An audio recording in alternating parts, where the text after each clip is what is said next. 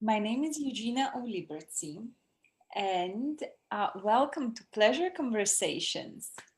Um, I am an international pleasure and intimacy coach, speaker, and co-founder of Academy of Conscious Sexuality, as well as I create online courses and do all bunch of kind of fun stuff because I believe that life is for pleasure. Life is for enjoyment. Life was given to us to enjoy it and spend it in joy. And therefore, I connect with people around the world who doing all kinds of things to bring to people the tools to enjoy life more. I mean, did you know that there are 9 million people only in UK who are suffering from loneliness that admitted that they are lonely? There are 46% lonely people in America, and it's only those who admit that they're lonely. Only those who admit. It actually 2/3 of people in UK are experiencing or don't feel comfortable to admit that they're lonely or experiencing loneliness. So, therefore, pleasure, intimacy, love becomes so important.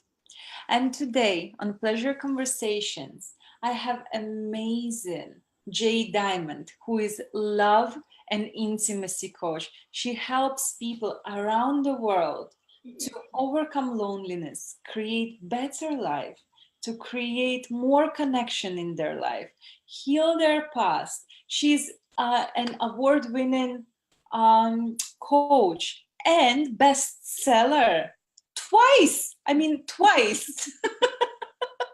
Not only once, twice.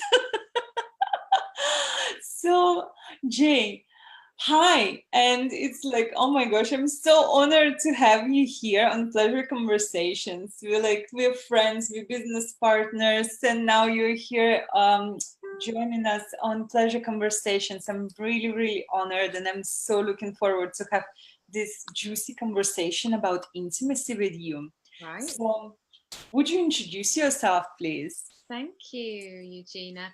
So I'm Jay Diamond. I'm a love and intimacy coach, which means I help stuck singles find their soulmate and great couples get really juicy and reconnected again for true, authentic love and great sex. And a big part of what I do, my superpower is working with abuse survivors. And I really help people to stand on top of their story and not underneath it, and really transmute that pain into power. How amazing. How amazing. So the question that I love asking my guests is how did you came to do this work? It's like what have inspired you? Have you always wanted to? It's like, oh yeah, let me just help abuse survivors. I know what I'll do. When I grow up, I'll talk about sex and love. No, definitely not. I can't. I guess there isn't. There can't be one of us who've got a boring story. Not that I know of. Right? I don't think anyone would have a boring story. Mm. Gosh, and it's also not a short story, so I'm going to do my best to just give you the highlights of how I ended up doing this work, and it absolutely wasn't my intention. What I can tell you is that I've been a healer for 20 years. So I actually started practicing energy healing work when I was 18 years old, which at the time I didn't realize at the time that's very young to be doing that kind of work and to have such psychic gifts and to be working with them. And I just thought it was very normal. I didn't realize it wasn't actually quite that normal. And but because it also wasn't my main dream. I ended up working in radio for a number of years. I was a radio presenter and I was like in my young like early 20s. I was dancing in music videos and I was in commercials and dancing in clubs and all sorts of stuff like that. I was much more interested in doing that. And I always had a very strong will. So I worked really hard. I was very successful in lots of these different things.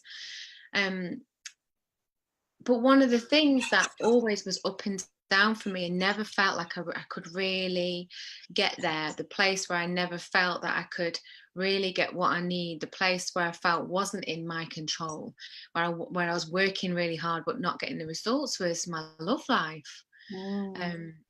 So I'm an abuse survivor, and it's had a huge impact on my relationships. There's absolutely no doubt about it. There's been a huge impact on the type of men that I was attracting, who I was attracted to and why, how I felt about myself, my own body image was a real big piece that I had to work with as a survivor, and not just as a survivor, as a woman.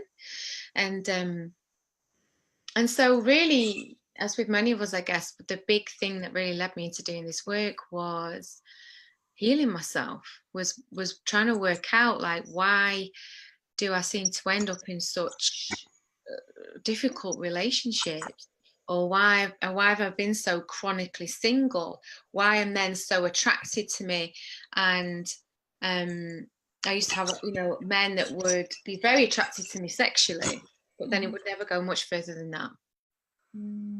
Or it would go a certain, go far enough, and then, but that would be it. And there seemed to be like a strong sort of sexual connection, because I had a very strong sexual energy, and I now feel really at peace with that, and I feel good with that. But there are times where, and I was never like leaking sexual energy. As I got older, probably in my earlier times, I was leaking sexual energy without even knowing it. But certainly as I got older, I kind of really got a handle on that. Yeah, there was something just wasn't quite working with having love and having sex with the same person, and it being great with the same person, not having to sort of choose either one or the other. And wanted to call in men where I could really express myself sexually, and I felt like I was always on a pendulum of, like, I couldn't get the kind of sexual energy that I wanted, or it was in a really bizarre, twisted way that didn't feel good. And so as a result of that, I'd done personal development work for many, many years, and I just had to take responsibility for myself and make it important to and that's the confirmation. The theme of the evening, self-responsibility. I had to say, hey, this is something that's going on with me. And I remember I was probably only about 25 at the time, and I'd come out of a really bad relationship. And I remember saying to myself, I'm going to do whatever it takes to work out why I didn't walk away when I should have walked away, and what I need to do to fix it. And that was like the beginning of a long and also very beautiful journey. So as I heal deeper and deeper through the layers and have more insights, and because I love learning about the human mind, I really was getting to see in so many different ways through working with therapists, through working with energy, through working with sacred plant medicines. I was really able to see on deep levels how the human mind works, and through doing my own healing work on other people, I was getting so much feedback on this kind of spaghetti soup of mess that we have around sex and relationships. Oh my goodness. Yeah, it sounds like it's, the story is so resonant. It's like a mess of all kinds of things, and it's just okay. I don't know what to do. I'm just gonna go there. And then it's like, in the end, like running away from it until it's like, how long is this gonna go for? Well, there's just layers and layers. I think the thing for people to understand is that healing works in layers. So with, and often when clients come to me, they're like, oh, I thought I dealt with all this. And they have, to the point that their mind lets them at that point. And then you can go deeper and you can see what's underneath. And you think, oh, I thought I'd forgiven my dad for what he did. Or, I thought I'd got over that bullying as a kid. But then a deeper level comes up. And as that comes up to be released, for more love, the space for more intimacy, deeper connections can happen. You start attracting higher value, good people that make you feel good because you feel good about yourself. It's Michael said last week, it's like you need to release pain in order to feel pleasure, in order to feel joy. It's like, otherwise it's just sitting there and taking up the space where you could be actually enjoying yourself and having fun and like experiencing all these like lovely emotions, including love and intimacy and pleasure and connection. And yeah, so we were going to talk about intimacy today. And it's like, how do you think, like, why do people struggle with intimacy? Because we're afraid of what it might mean. There's so many things with intimacy, you know. And for a lot of people, when we think about intimacy, the first thing they think about is sex, and it's not. Sex is part of intimacy. Intimacy, we can say, is intimacy. I see. Yeah. Most of us aren't even intimate with ourselves, meaning we're not fully honest with ourselves. We want to avoid the places that feel uncomfortable. We want to avoid the places that feel shameful. We really want to avoid the places that feel weak or feel weird. And intimacy is when we are able to take responsibility for those places and those parts, and we allow it to be seen or felt or witnessed by another human being, and that can be terrifying. And so, you know, because so many of us actually lead in relationship, we lead in our connections with our fear of being hurt. We say we want love, but we're terrified of it. When there's real intimacy, we can do it when it's a one night stand. We can do it when it's kind of there's stress and we're not quite sure if the person really likes us and there's a bit of drama around it. We can do that. We're used to that. But when it comes to like, here's love on a plate, here it is going deeper, all of a sudden we're like, oh no, I've gone off you. Or my sex drive just starts to drop. Yeah. It's like, oh, there is no drama, I'm not interested. Yeah. Or I suddenly find someone else more attractive where I can get some more drama to feed that chemical addiction. And that kind of unavailability. Because what I've learned from working with clients all over the world and myself, I'm not going to pretend I'm like, I'm my own first client. Perfect. No. What I really learned and learned firsthand is like all these places and people that I was calling in and that were somehow emotionally unavailable, somehow not ready for a relationship, somehow love you but don't quite want what you want, or it was all a reflection of the fear that I had of being hurt, the fear of letting someone love me all the way through, not like to the part where I can keep in control, but to love me all the way through. It was terrifying. I didn't know I was terrified, but it was there because life kept reflecting it. Life kept reflecting it until I said, okay, what's going on? Where am I emotionally unavailable? And now I had the story. I'm not emotionally unavailable. I want to be loved. I'm open. I tell people the truth, but it was the hidden places. Yeah, of course I'm not emotionally unavailable. What you talking about? Yeah, it's all you. It's all you. It's all you. It's nothing to do. Yeah, it's so easy to be done though, isn't it? It's like, oh no, it's not me. It's like, it's him. It's him. And this is what we do as women. It's like, I've done this like all my life. No, he did this and he did that and then it's like I said, when I couldn't run anymore, just looking back, I was like, oh wow, all of my relationships look the same. Like, and there is pattern. It's like, what's going on here? It's like, oh my God, I've been in a relationship with my dad. Awful. But it's the best realization when you actually are able to see, oh, when I feel like that, it reminds me of being with my mum, or it reminds me of being with my dad, because they're usually the primary things that come up around relationships. It's not everything. Sometimes it's a past partner, but most people, we're copying stuff that we've seen between our mum and dad, even if we don't like it, or we go the other way. I don't like what my mum and dad did, so I'm going to go so far the other way. It's not healthy. And we just spend our lives playing out all these blueprints and patterns. Yeah. Oh my goodness, you know what? It's like if I just gonna say this, if my ex-husband is watching, then hi.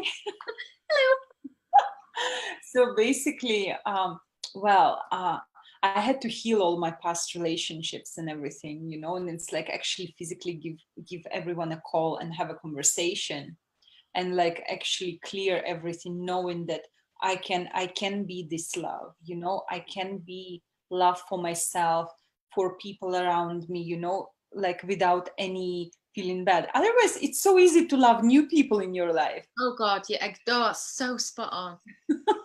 But it's like, what about those shitty experiences that you had? So I've been married before, and like 12 years ago, 13 years ago now, it has been. So we actually started talking after 12 years of not being in contact at all. So once I've been listening to this book, and it's like, well, if you don't like, if you carry hate, it stops you, like it basically, it's like a poison in your soul. I was like, oh, such a good thing I don't hate anybody. Oh, what a nice sentiment, turns page. Yeah.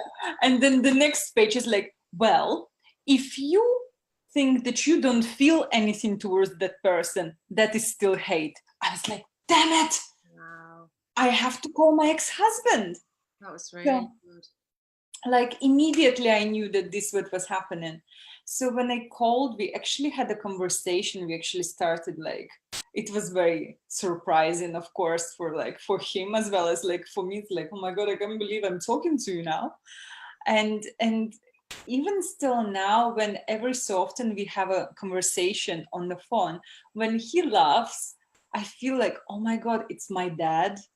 Like it's my dad is laughing. I was like, wow, this is crazy. Yeah. It's like I never ever experienced like so much resemblance.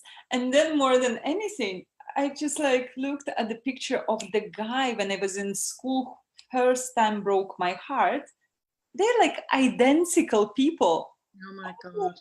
I was like, even like the shape of their head is identical. I was like, fuck, this is crazy. And we're like, unless we clear it, unless we look, unless we start to write it down, unless we start to get radically honest and start being like a detective in our own lives, we totally miss that stuff. We totally miss the stuff where we're like, oh my God, these people look the same, or they've got the same name, or they've got a similar energy, and we think, oh no, it's just a coincidence. It's not a coincidence. It's, you know, we're playing out these blueprints, we're playing out these patterns and projections. What it is to be loved is what we learn in the first few years of life. And if what it is, it doesn't mean we can't ever get through this, because most people can, but what a lot of us learn to do is we learn to cope, we don't heal.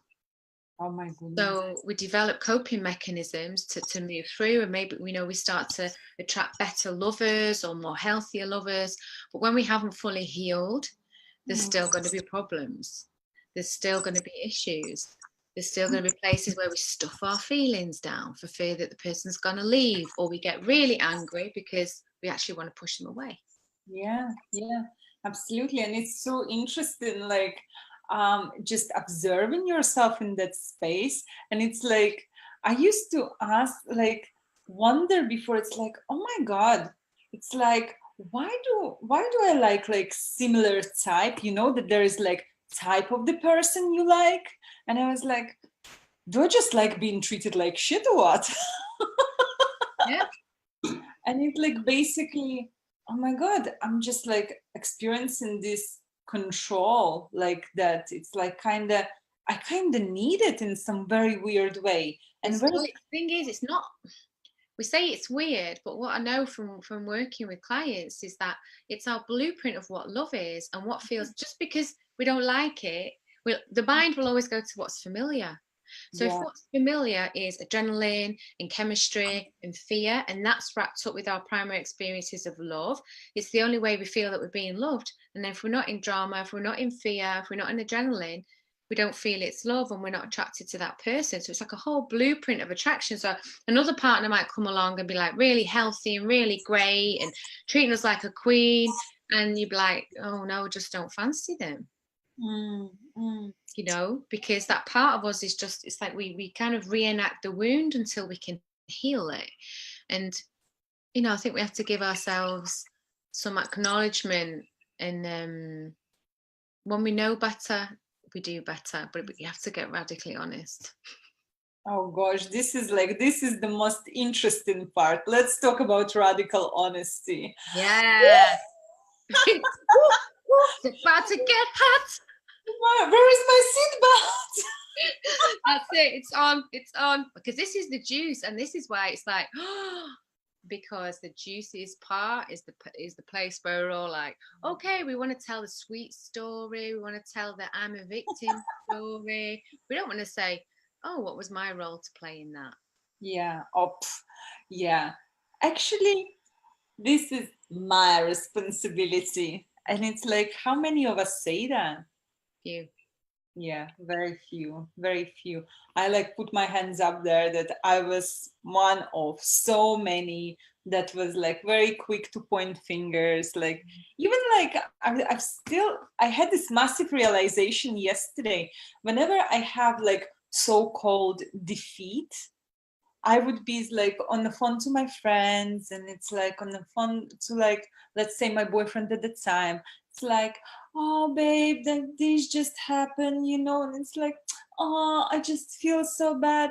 And yesterday I catched myself. I was like, wow, like because the impulse was there. It's like, who can I call? Who can I just like, oh, I'm so poor baby, you know, I need some comfort. Look me, save me. Save me, just comfort me. Can't you see I need help? You know? And I was like, wow. Next thing you're out there with pizzazz, like, hello. But Yeah, right? It comes up in these places and spaces, doesn't it? Yeah. I was like, right, this is really interesting. How can I shift this right now? Well, I need to reach out for support, for help, like in a way that it doesn't like put me in a victim, or I myself don't put me in a victim, but in a place where it actually, how can I support you to grow from here? This is really interesting. This is a theme I'm seeing a lot. And it's a very touchy subject. People do not like to discuss in terms of self-responsibility and the patterns that they keep repeating over and over in their life. Because what happens is if you mention this to some people, they get very upset and start projecting, you're victim blaming me, how dare you? And it's just another ego tactic to cover up responsibility. Of course, yeah, there are people who victim blame, and there's not taking that away. I'm an abuse survivor. You can't talk to me about this stuff as if I don't know what I'm talking about. Yeah. But there are so many people that whenever the shit hits the fan, or they have to look at their own life, what they're doing, the choices that they're making, the fallout in the relationships, why somebody's constantly angry with them, or why they keep, you know, people are angry, hit this place, or people are abandoning them this place. What they're not looking at is, what did you do in that situation? Did you assert your boundary? Did you speak to them? Did you share that you were upset with them, or did you just suddenly start being passive aggressive? And what does that do in your relationship when you start being passive aggressive? How is it if you avoid people instead of connecting with people? What reaction does that get you when, you know, you do that in your relationship? And you know, it's a tricky place for people, because it's the place, it's like it touches that nerve. It's like, no, it's got nothing to do with me. But the reality is we create our own reality. And until we start to have a look at, sometimes people just genuinely are arseholes and there's nothing we can do about that. But if something keeps coming up over and over again in your life, we have to look at, what is this trying to teach me? And what am I, a brilliant question is, what am I missing here? And what is this trying to teach me? Yeah. Oh my goodness. This actually, this one question, what can I learn here? It saved my life so many times when I was like so close to actually just a complete, you know, like traffic light red, like complete like checkout. It's like, fuck, I just like, I don't know what to do. I'm just like out, like I'm out. I'm nearly going unconscious, like from the intensity of the sensation, like emotional sensation. It's like, wow, I'm like, so close to actually going unconscious. It was like, what can I learn here? And there is the voice. You wanted to meet your darkness. And Here here you it is. are. I was like, oh, shit, I really did. Oh, hello. Oh, so that's you. So now we can play. It's like, who are you? So then I can like allow myself to get to know me in that place. And so this is how we create real, beautiful intimacy, because when we can start to be in radical responsibility, when we can start to ask the question in rather than always pointing the finger out, that's when we can stalk ourselves. So part of my work is shamanism, and there's this great term about stalking your shadow, which I love. And it's noticing, it's being able to separate the mind story enough to start to watch your own behavior, start to watch your own thoughts, and start to question, well, why am I angry today? Oh, it's why am I frustrated? Oh, it's because I'm trying to push my partner away. Why am I trying to push my partner away? Am I trying to test him? Why am I trying to test him? Oh, because, well, why am I trying to test him? It's an old habit. Oh, well, maybe he'll leave me. Maybe I'll push him away, and then it'll be easier. That was an old one of mine that I often didn't see, which would destroy intimacy. Because I was expecting the person to leave, and I would just rather get it over and done with. Like, you're going to leave at some point. I don't want to long this out.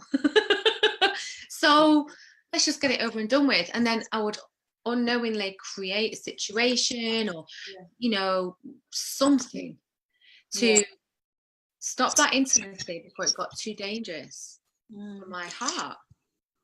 Like, I'm gonna make it easy for you, don't worry. Oh yeah, I got you. Like the episode of people talk about women who are like really clingy and they're calling the boyfriend all the time and, oh my God, where have you been? And I was like, if you want to go, bye, see ya. I'm like, I don't need you.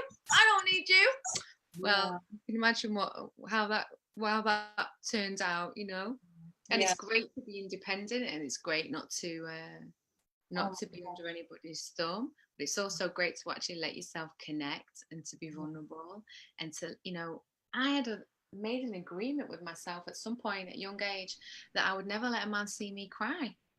I stuck to that I was poker faced for the longest time, unless it was really bad.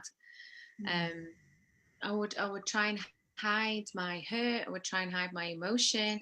I thought that was going to help me in relationship. It didn't. It absolutely hindered my relationship with men. And I don't advise it. No. I don't advise it. Drop the strong girl act. Drop it. It doesn't serve you. And if someone is continuing to hurt you when they know that they're hurting you, then you do need to leave, because they're not good for you. But a good man, if he knows he's hurt you and he's upset you, he's going to try and make it right, and he's going to try and connect with you, and he's going to try and work with it and work through it. Yeah. It's like a man, like a deep-rooted tree that can bend a little, but will not be blown away by the hurricane of emotions. Will be bent quite a lot. Depending on what's going on. Oh my gosh. But it's like it can be bent quite a lot, but never taken out with the roots, because it's like the solidity is there. And again, like for many men, when it comes to intimacy, is that you beeping on me? When it comes to intimacy, a lot of men have been shamed for years and years and years and years about being emotional, about how to express emotion. They're given, the permission to be angry as a strong emotion, and maybe elated and happy. There's not that much range of emotion in between. Things are changing now, but for centuries and centuries, we've had people, our men, that haven't been allowed to express themselves. They haven't been allowed to cry, and then we want them to be sensitive in relationship with us. We want them to understand our vast emotional range, and women, we generally have more of an emotional range available to us, and a man's trying to navigate this landscape like, oh my God, what's going on, with the reduced ability to connect with his own emotion, and then he cuts himself off from intimacy, which is sad, because you know, it's like we think men don't want love the way that we do. It's the biggest lie ever. They do. Absolutely, absolutely.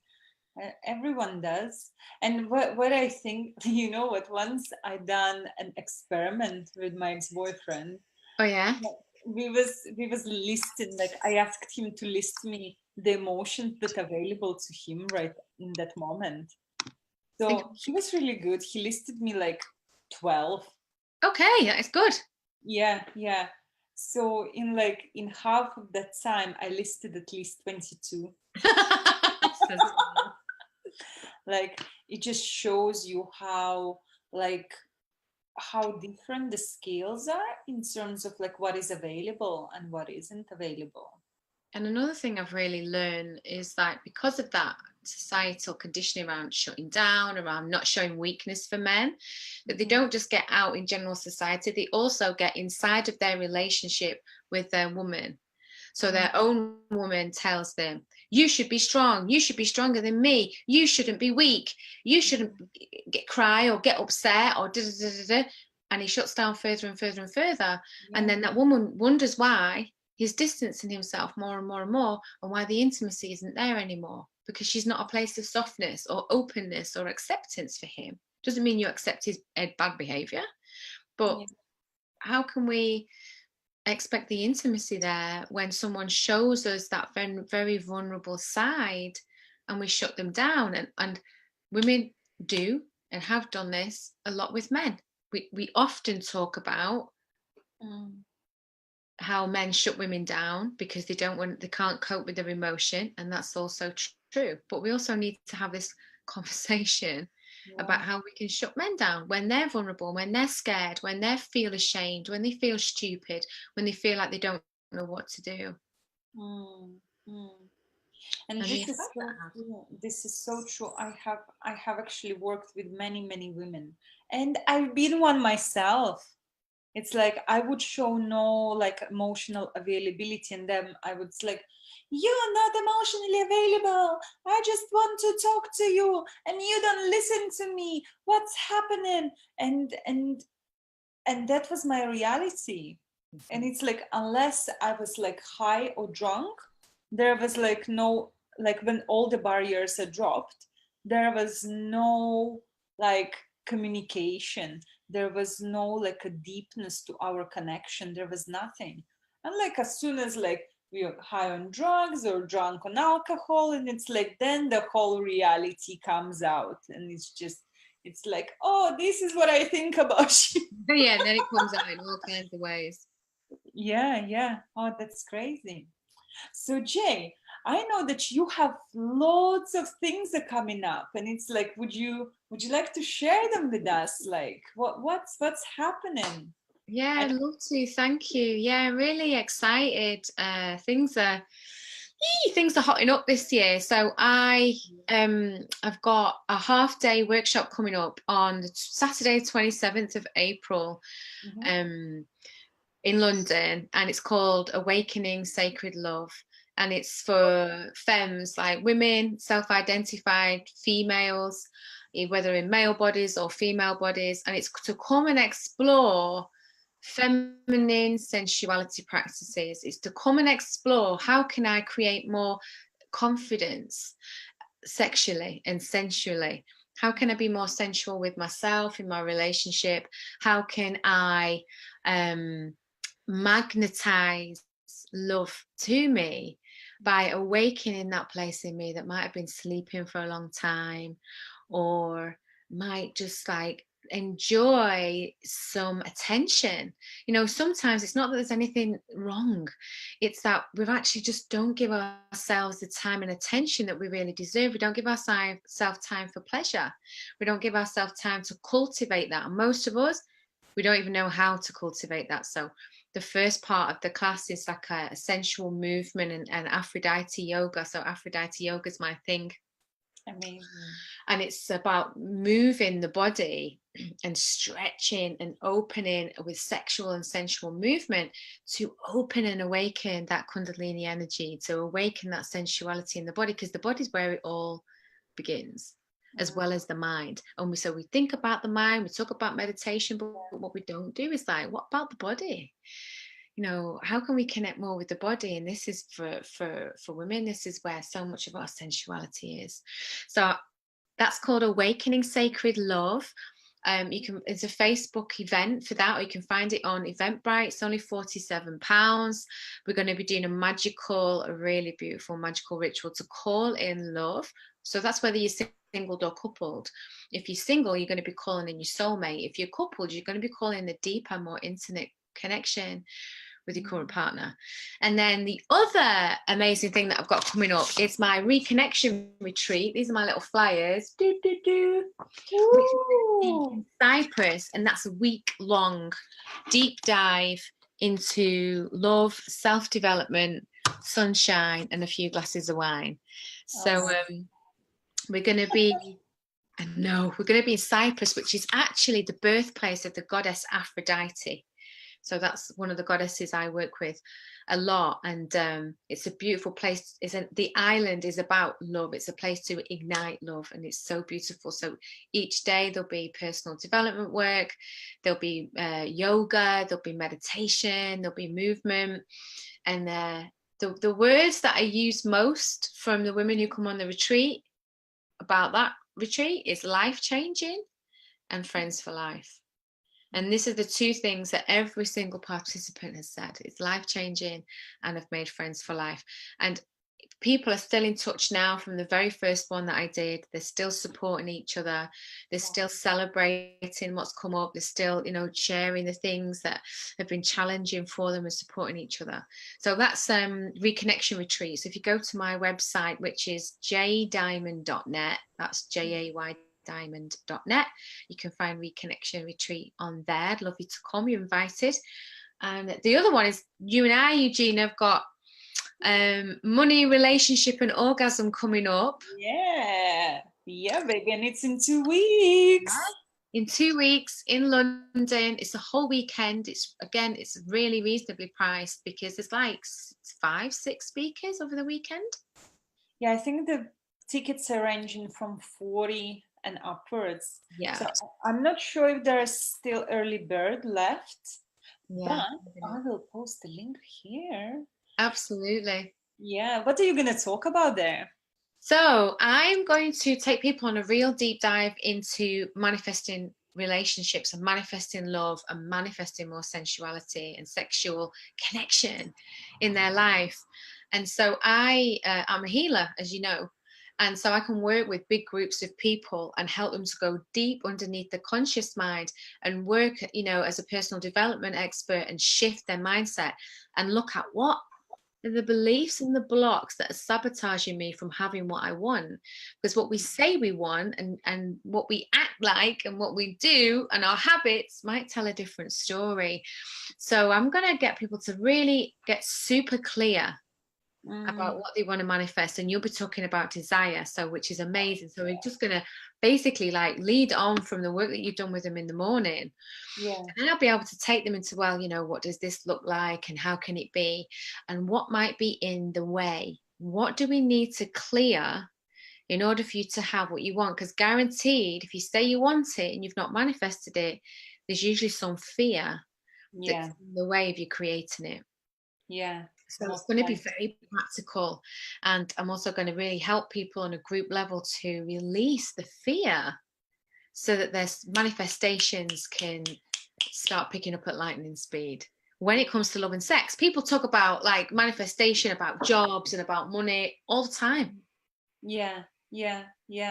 But when it comes to love, and money, like as in cash money, it's like it's all entangled, that it's like, oh, actually what's happening here, why can I not like manifest this or that? And really, I've been working a lot on my manifestation skills, and it's something that I'm really good at, and it's a lot of like deep work, and like me and Jay, we go way back. the whole year and a bit, which seems like a lifetime, really. Crazy, eh? Yeah. Yeah, and trust me, like at your healing sessions, wow, I couldn't believe what was happening. It's like these beliefs, I could feel them in my body when they're coming out. It's like, what? Seriously? And it's like I could just feel when there is like a thought is just being stuck and not allowing the channel pass through because there is something right there blocking it. It's like it's incredible, absolutely incredible. When we did the retreat, it's like again like right there, it's like a lot of fear what was given like by my mother, by like my ancestors, but especially like bond with my mom, that Mhm. it's like really um her like my fear that she doesn't think like, or that actually, yeah, that she doesn't think that what I do it's like legit, or like, because she would rather me work for somebody else. Yeah. Well, she was up till not long ago, so she didn't really believe into what I do, and it has been like really hard, so it put lots of doubts on myself, and clearing those, it has been like phenomenal, really really phenomenal. Right. So And you yeah, start to thank you. see different things happening and opportunities come in, and even like ideas start to pop in that you weren't at an energetic frequency to receive your own greatness. It's like your soul is all the way there. Your soul is pulling you forward always. But if you've got beliefs that are in the way, we block our own progress. And that's why it feels so difficult when you really want that love, when you really want that connection with your partner, when you really want to awaken that sexuality. That's your soul pulling you forward. And then the mind is telling a story that says, no, you can't have it. And Yeah. here's why. Yeah, yeah, yeah. Oh my gosh, yeah. And this is it. It's like body, mind, spirit, so like connected together. And we just like often think it's like, oh, I can't lose this weight because, I'm just like built this way. No, honey, trust me, it's not that. Like it's not that at all. And it's like how many women that I know that as soon as they started shifting their beliefs, started like Oh, yeah. losing their weight. And I'll tell you, before we go, the big Yeah, thing about weight is that we hold a lot of our emotions in our fat cells. yeah, So what happens is, as we start to drop the weight, different feelings start to come up, and then it's not even conscious. It doesn't happen like, oh, I feel a bit like this, I feel a bit like I'm going to, it's just like all of a sudden we're like, oh, I really need a burger, oh, I really need those chips, oh, I really need the chocolate, oh, I feel grumpy. And it's because at the very deep level, those difficult emotions are stored in the fat cells, and as we lose weight, it all starts to come up and out. So it's like we really have to go through that process of releasing the emotion so that it can release from the fat cells, and then the body can equalize. And that's why often people generally tend to get a certain weight and then they put it back on again. They go down to a certain weight, and often, not always, but often, it can be even pinpointed back to a certain point in your life where you were that particular size. Let's say you were really fit and healthy, or you were slimmer, but there was something going on in your life at that time that didn't feel good, whether it was a difficult relationship, whether it was a whole family drama, and you were working out when that was happening, you were at your fittest. yeah, Because I yeah, know that's what it was for me.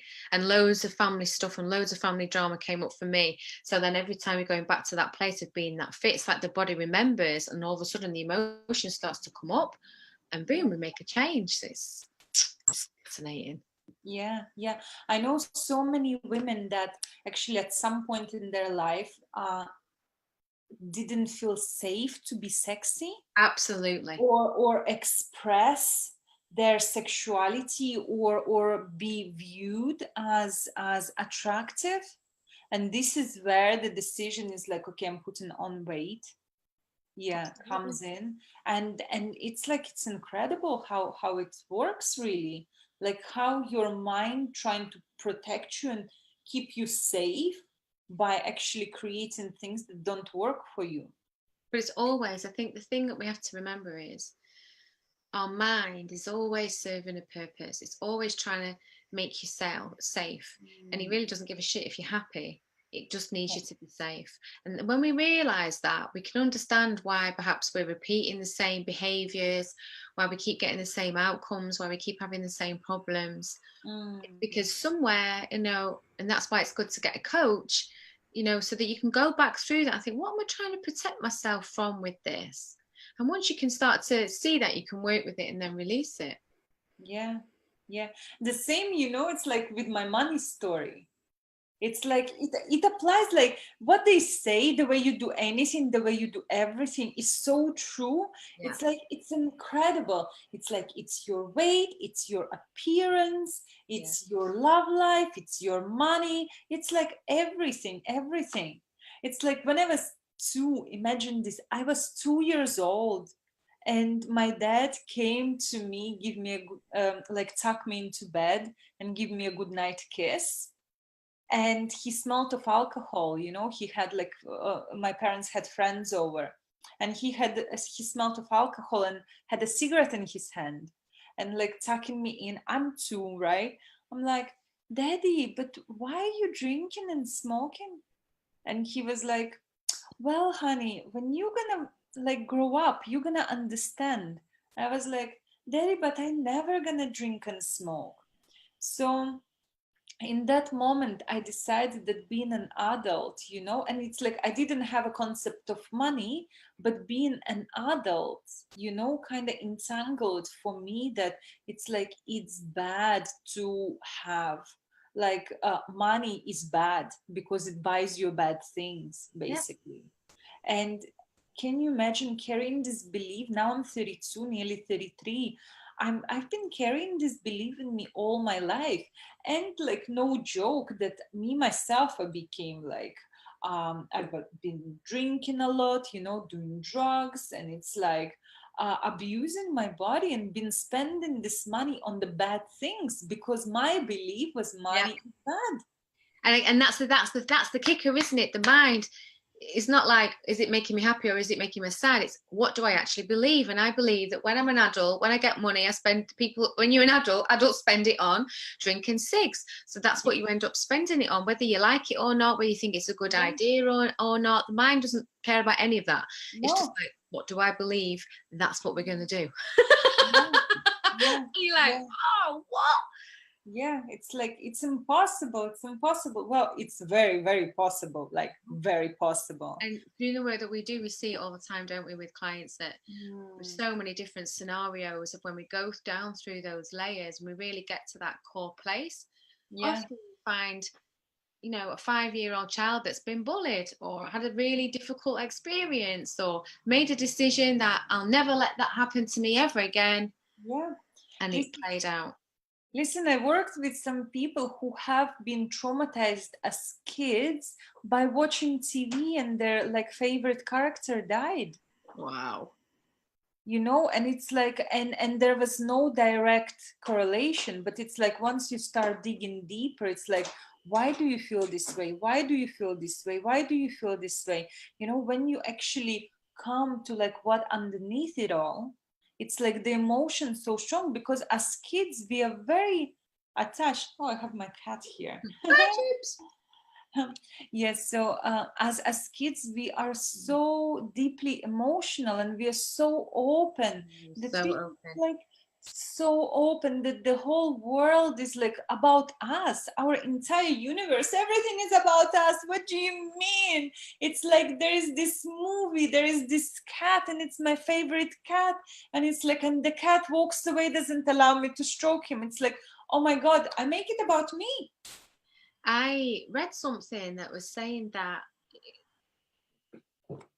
for a child up until about 2 years old, they don't really have an awareness, full awareness that they're of separation from their parents. So they're still very enmeshed in the energy of their parents, again, of like who they are, and they haven't really got that full sense of ego separation yet.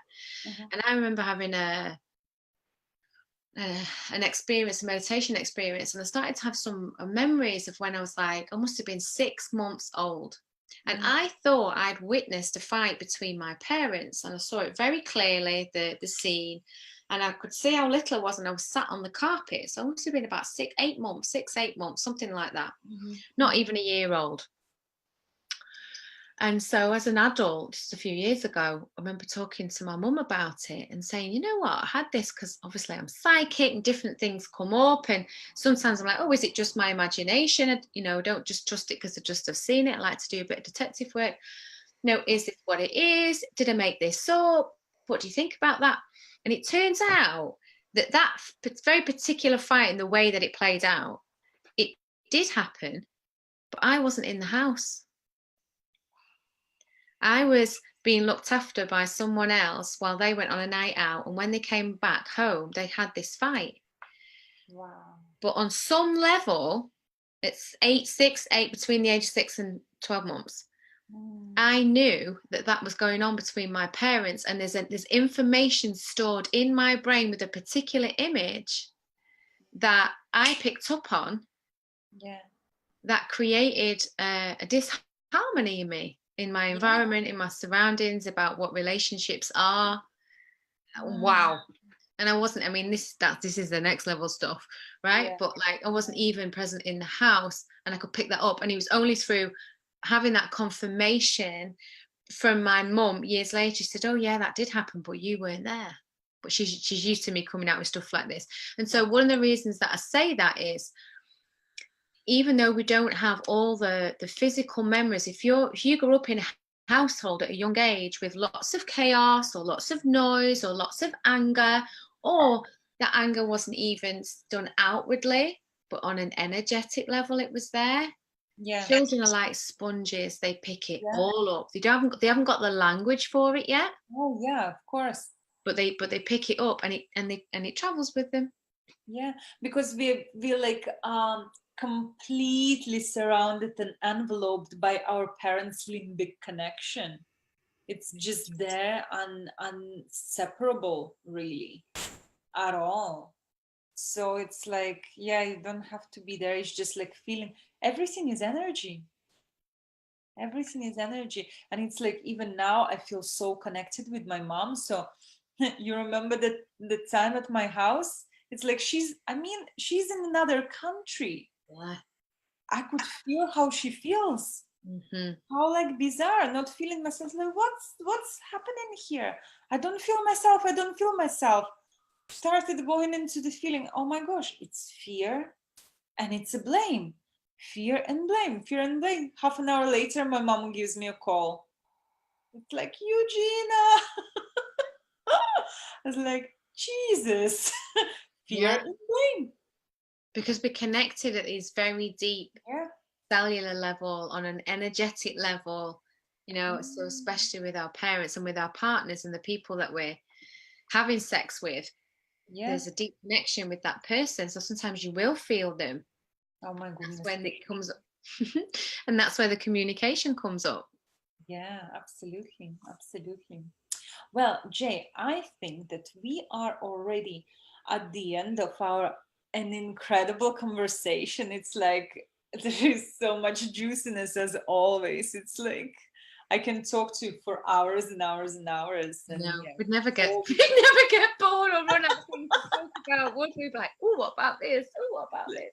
Oh, how deep we can go now?